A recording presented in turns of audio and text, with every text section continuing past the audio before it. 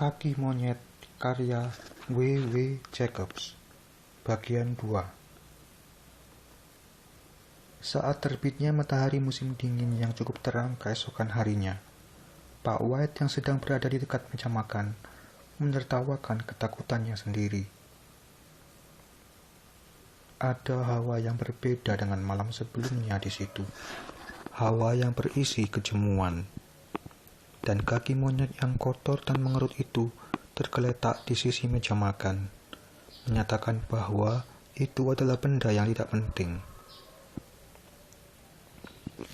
Sepertinya semua prajurit sama saja, kata Ibu White. Hanya supaya kita mendengar semua omong kosongnya. Bagaimana mungkin permintaan akan dikabulkan di saat-saat ini? Dan jika iya, bagaimana mungkin 200 pound bisa menyakitimu? Jika itu jatuh ke atas kepala, sahut anak lelaki Pak White. Morris mengatakan hal yang terjadi secara alamiah, kata Pak White. Jika kamu mau, anggap saja semua itu kebetulan. Kalau begitu, jangan buka uang itu sebelum aku datang, kata anak lelaki Pak White seraya bangkit dari tempat duduknya. Aku khawatir itu akan merubahmu menjadi orang jahat yang tamak, dan lalu kita harus mendurhakaimu. Ibu White tertawa dan mengantar anaknya sampai ke pintu. Ia terus melihat kepergian anaknya yang berjalan menyusuri jalanan yang menurun. Kemudian kembali ke meja makan, merasa senang dengan biaya yang dibayarkan suaminya atas kemudah percayaannya. Tidak berapa lama, tukang pos datang mengetuk pintu rumah. Ibu White buru-buru ke arah pintu. Ternyata, tukang pos itu mengirim tagihan-tagihan. Ibu White bercanda lagi, mengaitkan tagihan-tagihan itu dengan pemabuk bernama Sersan Mayor Morris. Kuharap Herbert akan datang dengan tambahan lelucon-leluconnya, kata Ibu White seraya duduk di meja makan. Ya, jawab Pak White sambil menuangkan bir pada gelasnya. Tapi tentang benda itu bergerak di tanganku, aku sumpah itu terjadi. Kamu pikir itu terjadi, kata Ibu White dengan tenang. Maksudku, itu memang terjadi, balas Pak White. Tidak ada pikiran apapun tentang hal itu, yang ada hanya apa yang terjadi. Istrinya tidak membalas. Ia melihat sesosok misterius di luar. Tampaknya orang itu sedang bingung. Tampak seolah ingin masuk, tapi tidak masuk. Berhubungan dengan 200 pound, Ibu White sadar bahwa tampaknya orang itu memakai pakaian yang cukup mahal, serta memakai topi sutra yang tampak masih baru. 3 kali ia berhenti di gerbang, lalu jalan hendak pergi. Lalu kembali ke gerbang lagi dan jalan lagi. Untuk yang keempat kalinya, akhirnya dengan cepat ia membuka gerbang dan masuk ke dalam pekarangan rumah. Bu White segera membuka celemak yang ia pakai, lalu ia letakkan di bawah bantal kursinya. Ia mempersilahkan tamu AC yang tampak tak nyaman itu untuk masuk. Ia tampak kesulitan menatap Bu White. Sambil mendengarkan Bu White yang minta maaf atas keadaan ruangan, serta atas pakaian yang dipakai Pak White yang pantasnya dipakai saat berkebun.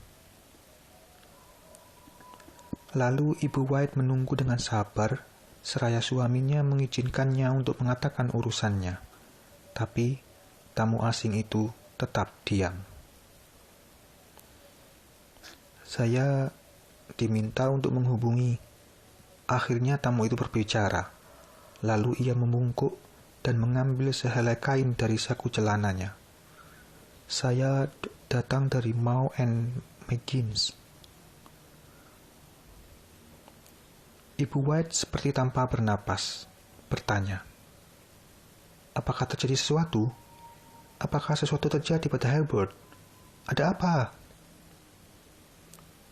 Segera Pak White menyela.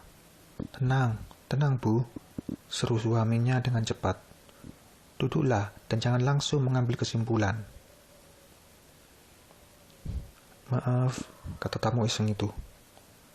"Apakah ia terluka?" sela Ibu White. Tamu itu menundukkan dirinya. "Sangat terluka," katanya dengan pelan. "Tapi ia tidak merasakan rasa sakit itu." "Oh, terima kasih Tuhan," kata ibu tua itu sambil menepuk tangannya. "Terima kasih Tuhan untuk hal itu. Terima kasih." Tapi ia kemudian segera berhenti, karena ia segera menyadari arti dari kata-kata itu, dan ia melihat hal yang menjadi ketakutannya itu pada wajah tamu asing itu. Ia mencoba mengambil napas, lalu menuju ke suaminya yang lebih lama memahami kata-kata tadi. Ia memegang tangan suaminya dengan gemetar. Ada keheningan yang panjang. "Dia tersangkut di mesin," kata tamu itu dengan suara pelan. "Tersangkut di mesin?"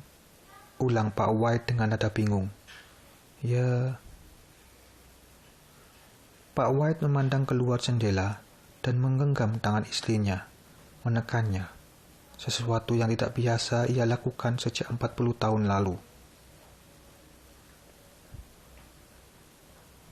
"Dia adalah satu-satunya milik kami," katanya dengan pelan.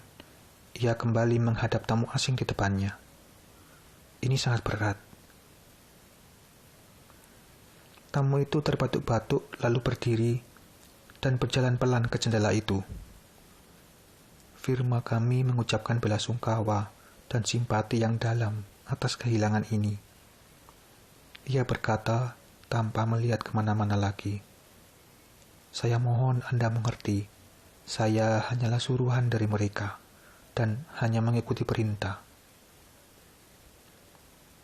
Tidak ada jawaban. Muka Bu White telah pucat. Matanya memandang dengan tajam dan napasnya tidak bersuara. Dan pada wajah suaminya, sepertinya itu wajah saat pertama kali sang Sersan Mayor melakukan tindakan pertamanya. "Saya ingin berkata bahwa Mao and McGinnis sepenuhnya tidak bertanggung jawab atas hal ini," lanjut tamu itu. "Mereka tidak ada kewajiban untuk bertanggung jawab, tapi dengan pertimbangan atas kerjasama anak Anda, mereka ingin memberikan sejumlah kompensasi." Pak White melepas tangan istrinya dan berdiri dengan kedua kakinya, memandang tajam ke arah tamu tersebut. Bibir keringnya membentuk kata-kata. "Berapa?" £200 adalah jawabannya. Pak White tidak lagi sadar akan pekikan istrinya. Ia hanya tersenyum dengan lemah, mengangkat tangannya seperti orang buta, lalu jatuh seketika ke lantai. Bersambung.